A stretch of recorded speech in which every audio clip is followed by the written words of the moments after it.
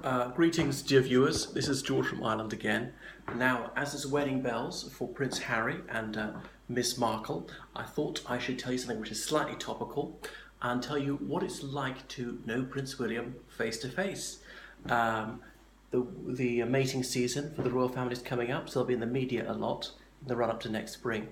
So I knew Prince William just slightly. I can't say that I'm his best mate, but I overlapped at school with him for 3 years. He's a couple of years younger than me.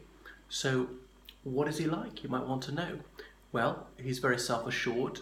He's a chatty sort of person. I don't think he's changed a great deal. Bear in mind, I haven't met him for 19 years.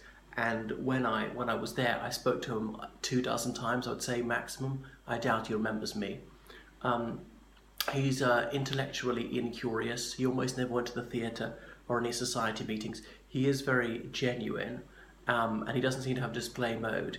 Having seen him on television in public, that really is the same as him in private. Just occasionally I was with him one-on-one. I remember waiting for a minibus to go beagling on one occasion, and it was just he and me there till more people came along.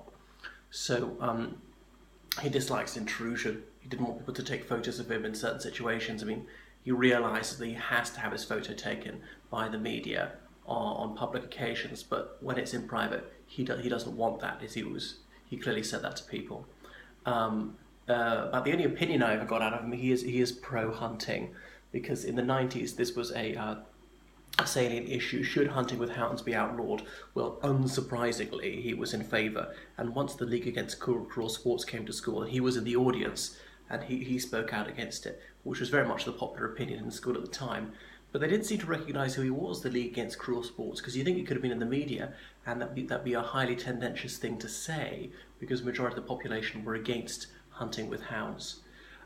He said that he lived in Gloucestershire, interestingly, because Prince Charles's country pad, what's it called again? Highgrove is in Gloucestershire, when he went to Kensington Palace, his mother's place, Prince William did, or Clarence House, well, that's what his father eventually had in London, Buckingham Palace. But when it was in countryside, it was in Gloucestershire. Toffshire, as the newspapers called it. He said, it's not Toffshire. He's got bags of confidence. Is he arrogant? I don't think so, which is perhaps just a pejorative way of saying believing in himself. He's actually not that posh. His accent, maybe a tiny bit posher than mine, but because he's from the royal family, he does not feel impelled to assert his upper class status, because he's at the very pinnacle of society. There's no doubt about that. There were lots of boys who were from backgrounds not as exalted as him, who spoke with more of a cut class accent. He's certainly courteous, he's good at his P's and Q's. So don't imagine that he's very talented. Academically he's above average, he's nothing outstanding, he's pretty good at water polo, not brilliant at anything else, not terrible either. This is not a job for which people apply. They're not selected to be a prince or princess on the basis of merit or endeavour. It's just luck of the draw, and he's reasonably capable, an affable sort of person. What else can I say? Not that distinguished, and didn't do that well in his exams, and wasn't eager to find more things out. Not at all musical, never went to concerts or anything like that. Only slightly into the plastic arts, painting and so forth. So that is Prince William face to face. Perhaps you'd like to ask me some questions. Post comments below, and I can answer you anything more particularly about His Royal Highness Prince William of Wales.